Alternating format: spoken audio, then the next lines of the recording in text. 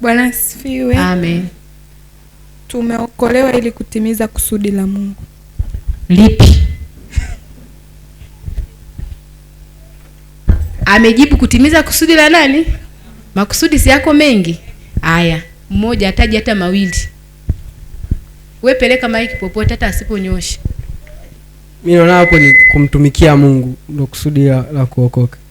Yeye anasema kumtumikia Mungu. Makofi. Wameongea vizuri. Tumeokolewa ili kutimiza nini? Sasa hilo kutimiza kusudi ni mafumbo. Bwana Yesu asifiwe. Ni nini? Mafumbo. Inabidi tufumbue nini? Mafumbo. Lengo la kwanza la kuokolewa kwako au kuokolewa kwangu, kuulisi uzima wa milele. Bwana Yesu asifiwe. Bwana Yesu asifiwe. Kuulisi uzima wa nini? Tuko hapa, tuna mambo mengi, tuna vitu vingi, tumeokolewa kwa neema. Lakini lengo la kuokolewa ni kulisi uzima wa nini? Tunaishi milele sisi. Anaishi milele mikono juu? Hayupo, si ndio Kwa tumeokolewa ili tulisi uzima. Haya, tutaenda haraka hapa kwenye utangulizi. Yohana 3:16. Maana jinsi hii Mungu aliupenda ulimwengu hata akamtoa mwanawe pekee ili kila mtu amwaminie asipotee bali awe na uzima wa milele. Umepaelewa hapo Kwa lengo la kwanza kuulisi uzima wa milele. Lengo la pili la kuokolewa, kuifanya kazi ya Mungu duniani. Bwana Yesu asifiwe. Ndio ile kumtumikia nani? Mungu. Kwenye kumtumikia Mungu fungua Yohana 15:16. Hilo andiko hata asubuhi hapa limeguswa kwenye Sunday school. Chap tutafanya mashindano ya kufungua Biblia muandae zawadi. 15:16. Imeandikwa, si ninyi mlionichagua mimi, bali ni mimi niliyowachagua ninyi, nami nikawaweka mwende mkazae matunda, na matunda yenu yapate kukaa, ili kwamba lolote muombalo Baba kwa jina langu awapeni. Bwana Yesu asifiwe. Kwa sisi tumechaguliwa na nani? Na Mungu.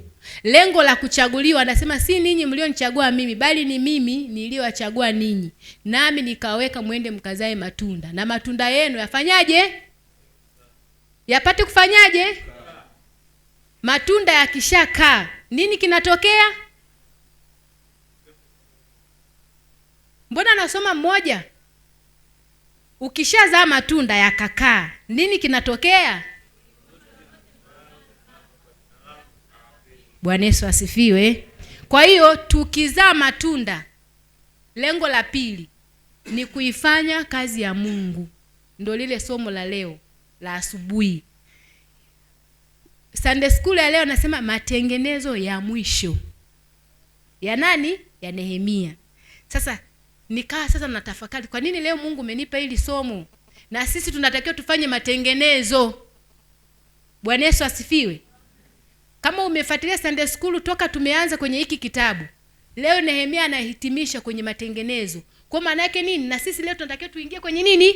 Kwenye matengenezo. Kwa hiyo tumeokolewa ili kulitimiza kusudi la Mungu. Ukishalitimiza kusudi la Mungu, unapata kile unachokitaka. Bwana Yesu asifiwe. Hapo kuna maandiko mengi, kuna Marko 16:15, kuna Mathayo 28:19. Enendeni ulimwenguni kote mkafanyaje? Mkaihubiri Injili. Lakini lengo la tatu, kupokea baraka za kimungu duniani. Sasa ukitafakari haya yote matatu, mimi nimezitaja hizo tatu. Kama kuna kingine unaweza ukakiongezea. Haya yote matatu haya ndio mwanadamu anatakiwa jikite hapo. Bwana Yesu asifiwe. Bwana Yesu asifiwe. Unatakiwa ujikite hapo. Kwenye hili la mwisho, kupokea baraka za kimungu duniani, ndio vitu ambavyo tunavitafuta sana. Bwana Yesu asifiwe. Tunavitafuta, lakini maandiko yanasemaje? Ukisoma Isaya 1:19, naomba tu liweke hilo andiko hapo tulione. Isaya 1:19. Na kwa faida ya kuandika, andika tu Mathayo 19:29. Tuweke hilo hapo tusome chap.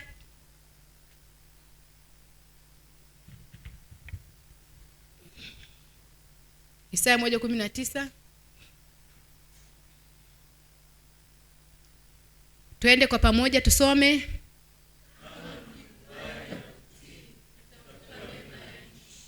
Ya mwisho,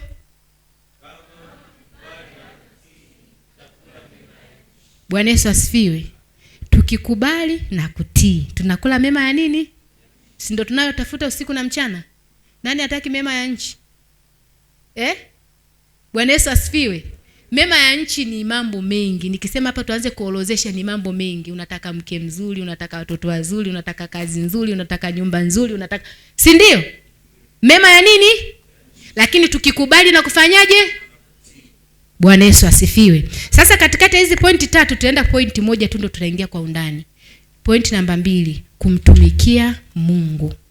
Bwana Yesu asifiwe. Kumtumikia Mungu ni kufanyaje? Nimepewa definition ambayo sijawahi kuipata. Sitaki hata kumdefine, lakini nitaielezea tu mwenyewe moja kwa moja kwa ajili ya muda. Inasema hivi: kumtumikia Mungu ni kitendo cha mtu kujitoa, yani uandike tu taratibu. Ni kitendo cha mtu kujitoa kwa vitendo vinavyoonekana au visivyoonekana mbele za watu. Yani hivyo vitu vinaweza vikaonekana mbele za watu au visionekane mbele za nani? Za watu. Ila mbele za Mungu vitendo hivyo anaviona kwa moyo wake, na anavifanya kwa moyo wake wote, kwa mwili wake, nafsi yake, hisia, akili, mali zake, muda wake, bila kulazimishwa na pasipo kutarajia pongezi kwa mtu wala malipo kwa mtu, bali moyo wake unamfurahia kutenda hivyo mbele za Mungu. Lirefu mno hilo yani nilikuwa naandika, linaletwa tu neno, linaletwa neno na mimi nilikuwa napewa. Bwana Yesu asifiwe. Kwa hiyo ni ile hali ya kufanya vitu, kufanya matendo mbele za Mungu, iwe vinaonekana au havionekani. Si kuna watu wanafanya utumishi haonekanagi? Si ndio? Haonekani, yeye mambo yake anafanya kimya kimya. Anamfanyia nani? Bwana.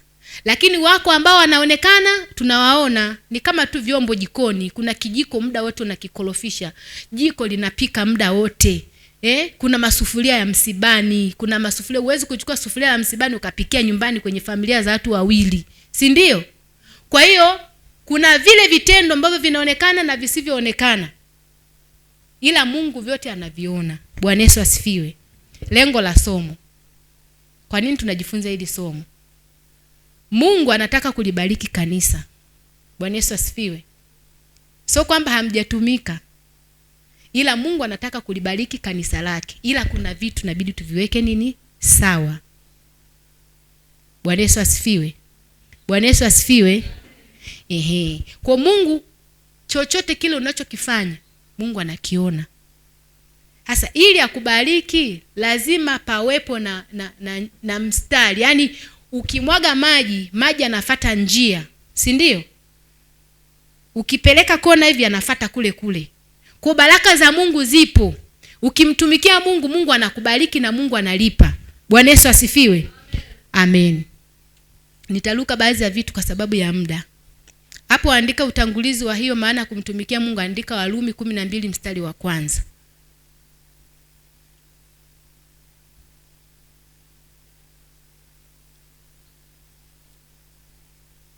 Tuendelee. Mambo ya muhimu katika utumishi wangu ili uwe na maana mbele za Mungu. Hasa hapo ndo kwenye msingi sasa.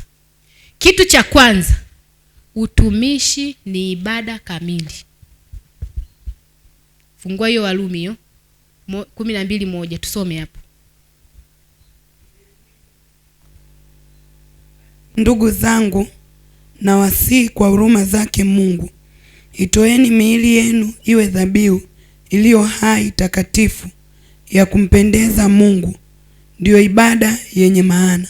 Ndio ibada yenu yenye maana. Bwana Yesu asifiwe. Kumtumikia Mungu ni nini? Ni ibada. Yaani usiseme nafanya kazi ya Mungu tu, hii sio ibada. Yaani ukiwa upo kwenye mazoezi pale mbele, ni nini? Ni ibada. Na ndio maana mkifanya mazoezi vizuri, wingu linashuka siku ya mazoezi kabla siku ya Jumapili. Bwana Yesu asifiwe. Kwa tunajaza kifusi kule nyuma, kila mtu akaweka katika hali ya ibada. Unashangaa Roho Mtakatifu anaweza akasema na wewe kitu ukiwa kule kwenye kifusi. Bwana Yesu asifiwe. Ukiwa nyumbani kwa mchungaji unaenda kufanya chochote kitu, uwe connected. Usanye vitu kimzahamzaha tu. Uko mazoezi, uko hapo mbele, mara unachati, mara unatoka nje, mara umekuja umekaa hapa, mara yani haueleweki. Manake haujajua kwamba hiyo ni nini? Ni ibada. Bwana Yesu asifiwe. Kwa kuanzia leo jua, ukiwa unafanya kazi yoyote ya Mungu ni nini? Ni ibada. Manake Mungu anaheshimu ule muda unaotoa. Anaheshimu kile unachokifanya, manake usifanye kwa utani. Fanya kuanzia moyoni. Unapofanya kazi ya Mungu fanya kuanzia wapi? Moyoni. Kusema hii ni ibada, ni heshimu. Bwana Yesu asifiwe. Bwana Yesu asifiwe. Amen. Kitu cha pili, huwezi kutenganisha tabia njema na utumishi. Bwana Yesu asifiwe. Kwa kinachoanza tabia, halafu inakuja nini? Utumishi. Tukiona huyu mtumishi anatumika, anafanya kazi za Mungu, halafu tabia zake ni za hovyo, tunaanza kupata nini? Mashaka.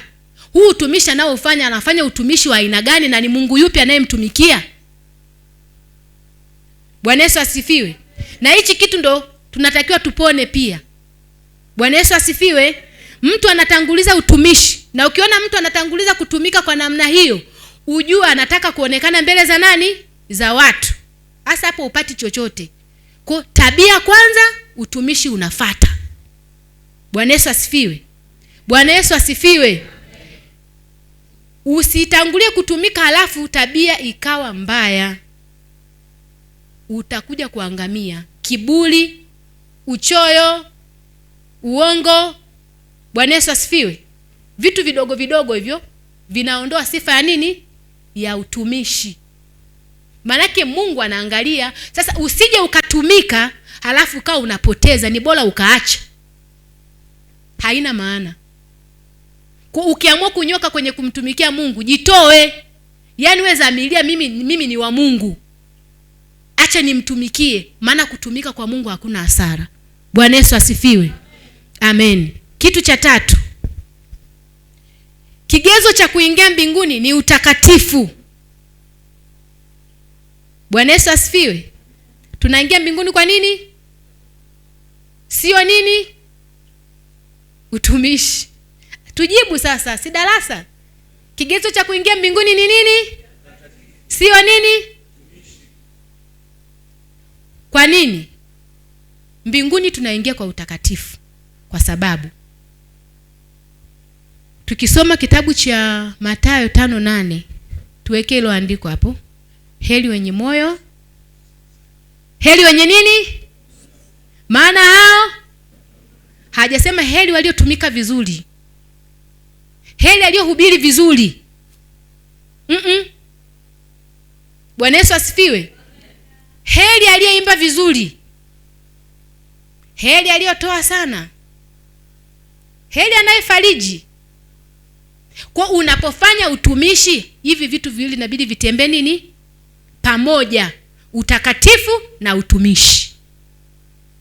Leo ndio tunamalizia somo la matengenezo. Utakatifu na nini? Vitembee nini? Binti, usijichanganye. Na usione ajabu sana ukao unajichanganya, ukasimama pale madhabahuni wingu likashuka. Hiyo isikushangazi. Kwa sababu gani? Mungu analiangalia neno lake ili apate kufanyaje? Kulitimiza. Ukishamsema Mungu kama alivyo, atashuka kama alivyo, hakuangalii wewe. Ndio maana unashangaa, huyu mtu mbona viwango vyake ni vikubwa, yani akisimama pale, lakini huku mtani mambo yake ni ya hovyo. Mungu haangalii. Umeshamshusha, umemsema kama alivyo, analithibitisha neno kulifanya, lakini wewe sio wake. Bwana Yesu asifiwe. Kwa hiyo tunapokuwa tunatumika, hakikisha hivi vitu vinatembea pamoja. Utakatifu na utumishi. Usibezi kwenye utumishi ukasahau nini? Utakatifu. Kwa sababu huu utumishi tunaofanya tunajiandalia taji. Kuna maandiko yako mengi tunakwambia kazi zetu zitapimwa. Zitapimwa kwa moto. Bwana Yesu asifiwe. Bwana, kazi imeteketea. Na mbingu nayo nikose? Bwana Yesu asifiwe. Bwana Yesu asifiwe. Kwa tumika sana, ila utakatifu nini? Ili nini? Ikitokea kakazi kameungua kule, kamekuwa kama nyasi, tena manyasi yenyewe mabua, hakapu lakini anasema utaokolewa kwa moto. Basi niingie hata pale getini, niwe pale mlangoni, niwaruhusu watu waingie. Bwana Yesu asifiwe. Si inapendeza hiyo? Ndugu, umepiga kazi huko, yani huko nahisi mimi kutakuwa kuna siri kubwa sana hatuzijui.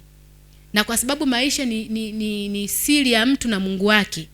Kwa usitishike mtu ambaye anatumika alafu maisha ni ya hovyo. Kusema huyu ni wa mbinguni. Anayejua hiyo siri ni Mungu, lakini kodi nakupa utumishi na utakatifu vitembe nini? Bwana Yesu asifiwe. Hapo tufungue hiyo Mathayo tena, nimeshawaambia Mathayo 19:29. Kuna pointi moja ya msingi ndio tutaimalizia hapo. Kitu cha 4, utumishi ni gharama na sio yani boss. Kumtumikia Mungu ni gharama. Wangapi wanaungana na mimi? Kumtumikia Mungu ni nini? Kwa hiyo tunapokuwa tunatengeneza siku ya leo, tunatakiwa tuamshe mioyo yetu. Kumtumikia Mungu kunahitaji gharama. Kunahitaji muda. Kunahitaji fedha. Na unapokuwa unafanya hivyo vitu, usiangalie kule jana nilitoa 700,000. Leo ngoja nipumzike. Ile maumivu ya 700,000 inauma. Wewe songa mbele, kwa sababu utalipwa na Mungu. Bwana Yesu asifiwe. Kwa tujue kutumika ni gharama. Hapo Mathayo 19:27 hadi 30. Pointi ya 5. Niondoe dhana mbaya kuwa nitamtumikia Mungu nikipata vifuatavyo. Cha kwanza, nikioa au kuolewa. Niondoe dhana kwamba nitatumika nikipata vitu vifuatavyo. Nikioa au kuolewa, nikipata watoto, nikipata pesa nyingi, nikipata nyumba, ofisi fulani, nipandishwe cheo, hapo sasa mimi moyo wangu utakuwa mwalana kumtumikia Mungu. Sahau. Bwana Yesu asifiwe.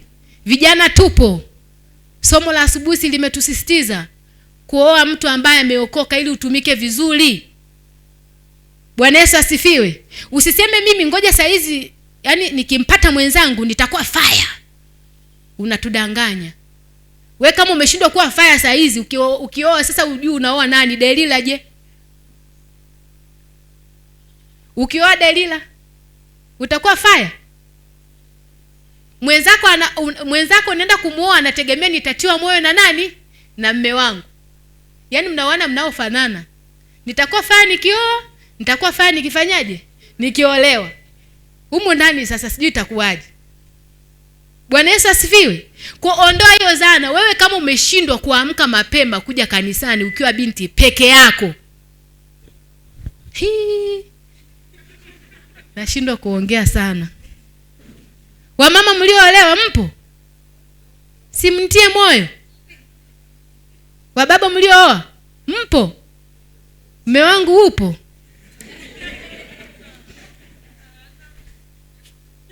Bwana Yesu asifiwe. Bwana Yesu asifiwe. Ondoa hiyo dhana. Ukishaoa au kuolewa, spidi ya kumtumikia Mungu ni yako binafsi. Na inategemea na mtu uliyepewa. Yaani kuna siku moja sasa mume wangu nikuchekeshe. Kabla hata hujanioa, muda mrefu sana. Enzi hizo za kuwinda mawindo. Mtu mmoja akasema, yani mimi nikipata mwanaume kama huyu, siombi, yani nitakuwa nalala. Nikamcheki, enzi za ujana baba. Mimi nikasema nakamata wingu. Huyu ndo namtaka. Kila mtu alikuwa anapambana wapi? Moyoni. Sasa mimi sikusema kwa sababu ya ule uombaji. Ila yeye aliona kwamba nikipata mwanaume muombaji, nitakuwa nafanyaje? Nalala. Siombi, kwani niombe? Yaani sema naombaje mimi? Yaani baba yuko fire tufanye huyu hapa. Kwa hiyo kulikuwa kuna kampeni. Bwana Yesu asifiwe. Kwa hiyo ukishaoa au kuolewa mambo ni mawili tu. Unaweza ukapanda kiroho au unaweza ukafanyaje? Ukashuka. Yaani ukashuka, kila mtu akajua umefanyaje, umeshuka. Bwana Yesu asifiwe. Kwa usiseme nitamtumikia Mungu nikipata vitu fulani. Mwingine akisema nikipata gari kanisani mimi wa kwanza. Mungu anakuangalia tu, na ukiomba maombi ya gari linakuja chap. Ukishapata tu gari chap, kanisani unatoka nyumbani. Hivi baba, kweli tutoke Ilazo kasoro dakika 5 uje DCC? Yaani kasoro dakika 5 ndo anawasha gari. Si amepata? Unaona mambo yanavyobadilika. Kwa hiyo uweka nia ndani saa hizi, yaani speed uliokuwa nayo saa hizi kijana ndo unaenda nayo hadi kwenye ndoa. Usitudanganye. Kwa hiyo nani anatakiwa badilishe mtazamo? Ni mimi. Bwana Yesu asifiwe. Hasa ile speed usipokuwa nayo toka binti, huwezi. Jumapili utabaki nyumbani. Kwa sababu gani? Utasema mimi nina watoto, mume wangu ameniacha. Bwana Yesu asifiwe. Kwani sio sababu? Kwanza nakaa mbali, mume wangu kaniacha, yani hana upendo kabisa. Sikujua kama naolewa na mwanaume kama huyu. Mwanaume ajali, anaacha kunisaidia kumwandaa hata mtoto. Siwe mshike mtoto au kuogesha, mimi nalisha uji. Subiri. Kwa unatakiwa ujiandae wewe, simama kwenye nafasi yako ya kumtumikia nani? Hakikisha, yani wewe simama kwenye nafasi yako. Kama hata ni kuamka saa 10, amka. Ili muende nini? Na yeye kuna maeneo atakuwa anakubeba. Mimi akibeba kuniombea, mume wangu ananiombea. Ukiwa ananiombea kufanya hayo mengine, sinapata unafuu. Asa wewe unaamka saa 12. Bwana Yesu asifiwe. Kwa hiyo mwanamke, mimi nazungumza zaidi na mabinti. Mabinti, ondoa hiyo zana. Kwa mfano, nitapata mwanaume atakuwa ananisaidia na kologa uji, mimi na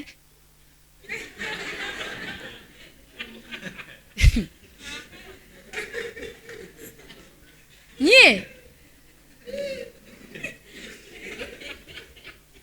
Mungu anakologa uji, afa ananinyoshia na nguo.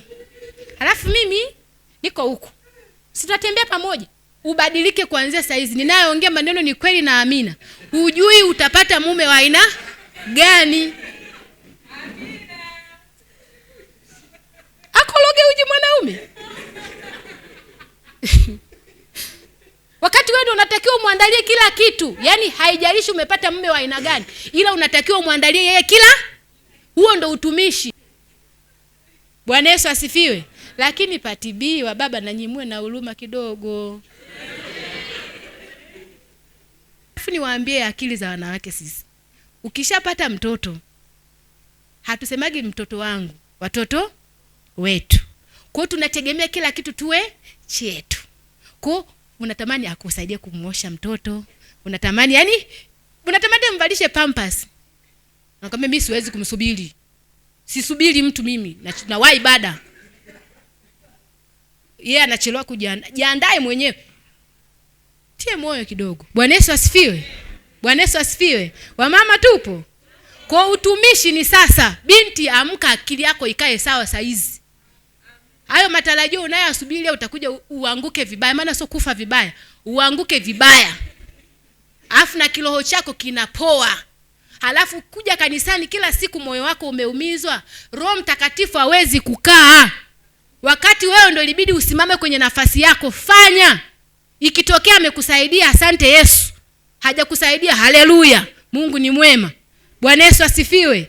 Bwana Yesu asifiwe. Tumshangilie Bwana Yesu hapo. Pointi ya 6 hapo nimekaa kidogo kwa sababu ndo maisha yako hapo. Amina. Ndo maisha yenyewe hayo, kila siku yako hapo hapo. Tunazunguka kushoto kulia, mke mume. Yaani nilioli mwanamke hivi, kumbe ndo liko hivi. Hapa hamna kitu. Ndo hapo hapo. Kwa unaweza kumshusha kilo cha mume wako au unaweza kushusha kilo cha mke wako. Kwa kila mtu akae katika hali ya wito aliyoitiwa. Kila mtu akae kwenye nafasi yake. Tusikwazane, usije hapo kwenye ibada afu ukai na mume wako kwa sababu mnajua mlivyotoka kule nyumbani. Bwana Yesu asifiwe. Pointi ya 6, heshima yetu ipo katika kumtumikia nani? Mungu. Muda umeshaisha.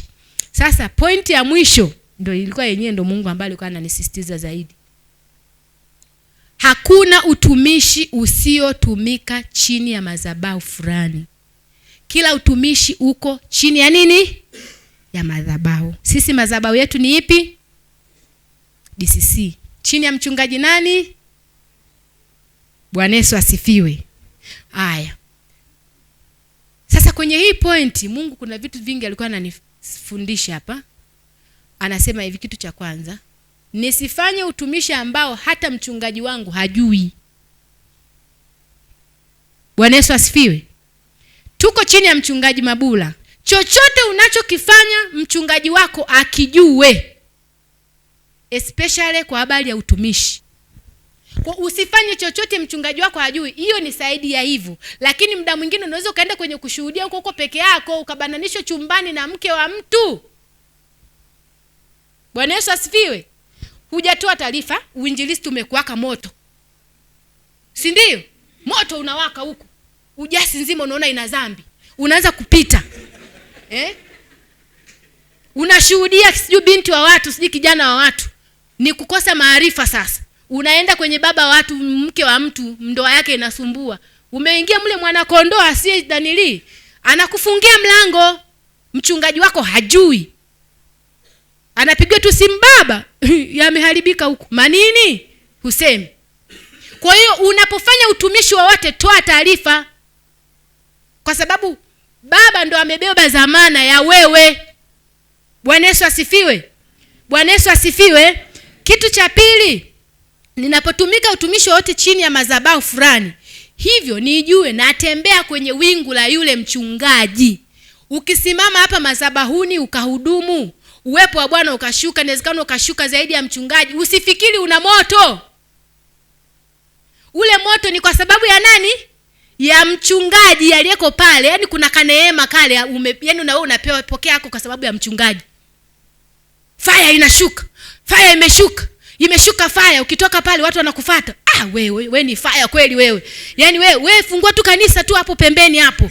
Unatoka pale kifua kimejaa. Kumbe mchungaji yuko chini, mimi niko juu. Unaanza kuondoka pale, unafungua kanisa, umebaki peke yako. Kumbe unatembelea wingu la nani? La mchungaji. Na kwa sababu hiyo sasa unatakiwa kuwa na adabu na heshima chini ya madhabahu uliokuwa nayo. Chochote unachokifanya, iwe ni mwimbaji, chochote. Bwana Yesu asifiwe. Bwana Yesu asifiwe. Kwa mchungaji anaomba, mafuta nayo yeye anasema ni kama mafuta yashukavyo. Toka wapi? Mbona mnanong'ona? Toka wapi? Bwana Yesu asifiwe. Kwa tunatembelea neema. Ukisoma kitabu cha Hesabu pale, Musa aliongea maneno magumu mno kwa sababu ya utumishi aliokuwa anaufanya. Kipindi ninasoma mpaka nilikuwa nacheka, nikaa nasoma alafu namwangalia mume wangu. Hayupo lakini namtafakari kwa kikombe alichokuwa nacho. Bwana Yesu asifiwe. Ilifikia tu Musa alikata tamaa kabisa, akasema mimi hawa watu kwanza umewatungisha mimba kwa ajili yangu mimi? Mbona wamekuwa na vichwa vigumu kiasi hichi? Kumbe sasa wale wana wa Israeli wote walikuwa wanatembea kwenye wingu la nani? La Musa. Musa akiongea chochote angesema tu wafutilie mbali. Lakini Musa unaona wabembeleza muda mwingine. Hasira zinajaa, lakini kuna wakati anakuwa na moyo wa nini? Wingu. Tuko kwenye wingu la madhabahu. Kwa unapokuwa unatumika, unapokuwa unasimama madhabahuni, moyo wako usije ukajaa kiburi. Bwana Yesu asifiwe. Usije ukajaa kiburi ukasema mimi sasa ndo top. Ukatoka hapa yani watu wakasema, na hiyo ogopa sana kwenda kufungua kanisa kwa kuambiwa na watu. Unafanya wewe. Uko vizuri. Ndaki unafafanuaga maandiko vizuri. Yaani wewe ni mwalimu kabisa, Mwakasege huyu hapa. Unaanza kuzunguka. Ni mbaya. Tuheshimu nini? Bwana Yesu asifiwe. Pointi nyingine.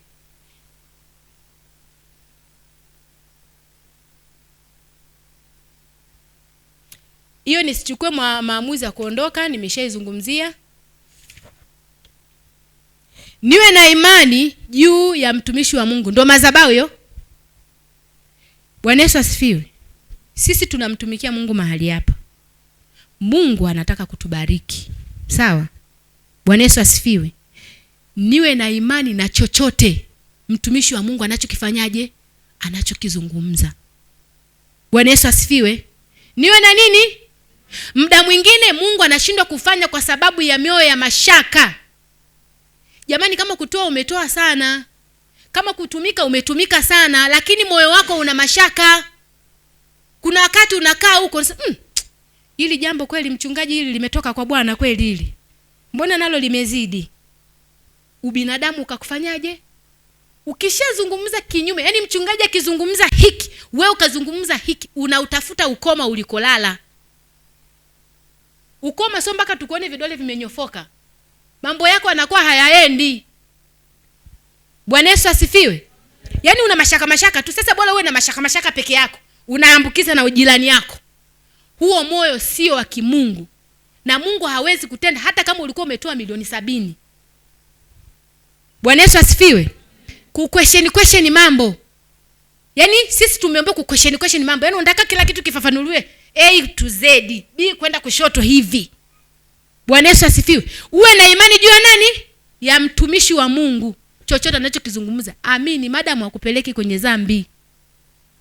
Amina.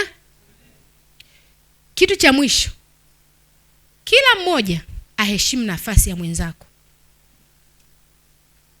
Aliye shemasi, aliye mzee wa kanisa, aliye kiongozi wa idara, kwa nafasi yoyote uliokuwa nayo, hata kama sio kiongozi, heshimu nafasi ya jirani yako, mshike mkono jirani yako. Ukishamaliza kuandika, mshike mkono jirani yako. Shika sasa kama umeshamaliza kuandika. Mwambie wewe ni wa thamani. Mungu ameweka kitu cha tofauti ndani yako. Tuheshimiane. Tayari kuna maandiko mengi sana hapo. Hesabu 11:23 hadi 29, Filipi 2 mstari wa 3, Isaya 41 mstari wa 7, na Malaki 3 mstari wa 13. Tusome hapo tumalize. Nirudie maandiko. Hesabu 11:23 hadi 29, Filipi 2 mstari wa 3, Isaya 41 mstari wa 7. Alafu tunalolisoma ni Malaki 3 mstari wa 13. Some hapo. Malaki 3:13.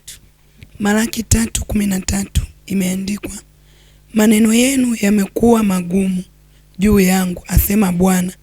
Lakini ninyi mwasema, tumesema maneno juu yako kwa namna gani? Endelea. 14.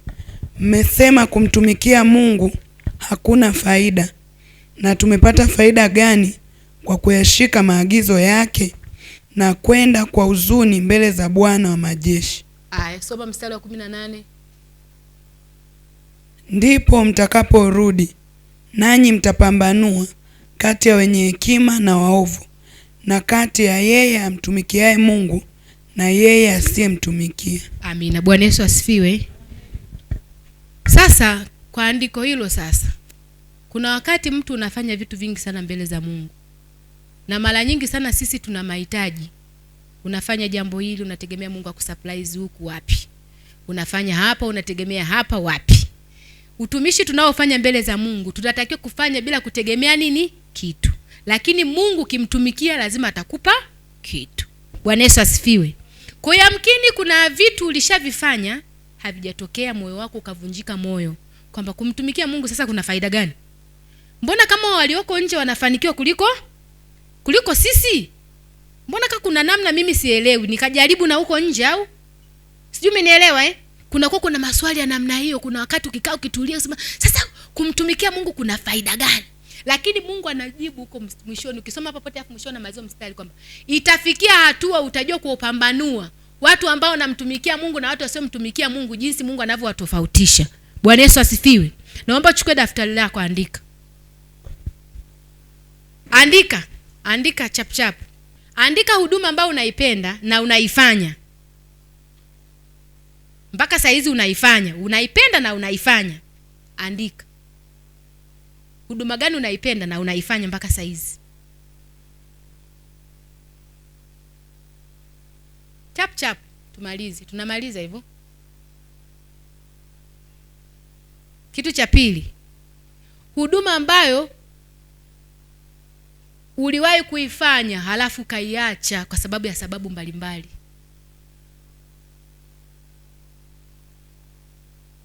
Ukaiacha kwa sababu ya kuvunjwa moyo, kuna vitu fulani. Andika na maana yangu.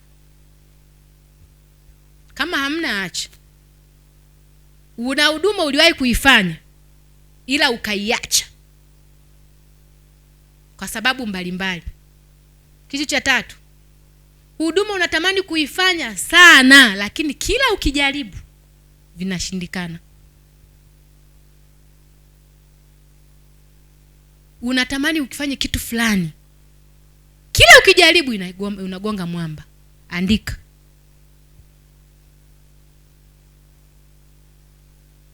Cha mwisho, andika huduma ambayo uliwahi kuambiwa na mtu, mchungaji, jirani yako, mama yako mzazi, hata kama hajaokoka, aliyokuambia wewe mwanangu, ninakuona una kitu fulani, na wewe ukakipotezea tu. Kiandike.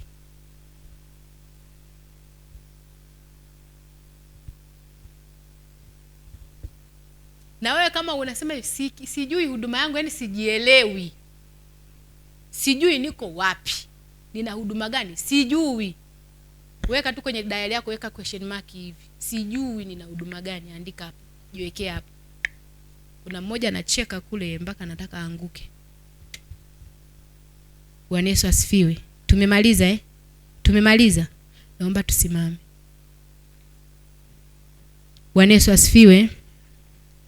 Nimefanya hivyo, nimesema niandike hivyo kwa maana ya kwamba tunaingia kwenye maombi kwa muda mfupi. Hivyo ulivyoviandika hapo ndio vya kuviombea. Bwana Yesu asifiwe.